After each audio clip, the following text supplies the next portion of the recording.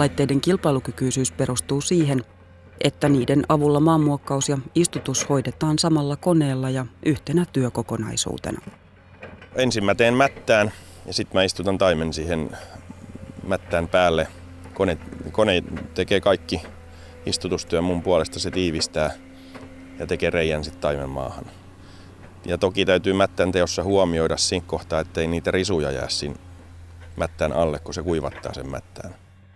Koneellisen istutuksen yleistyminen muuttaa myös taimituotantoa. Istutustöitä voidaan tehdä toukokuun alusta syyskuun loppuun, joten taimiakin tarvitaan läpi kesän. Koneella istutettavan taimen tulee olla sopivan kokoinen ja istutusajankohtaansa varten ajoitettu. Suunnittelun ja logistiikan pitää siis sujua taimitarhan, yrittäjän ja palveluntarjoajan välillä. Istutuskoneen kääntämä tuore mätäs takaa taimelle hyvät kasvuolot.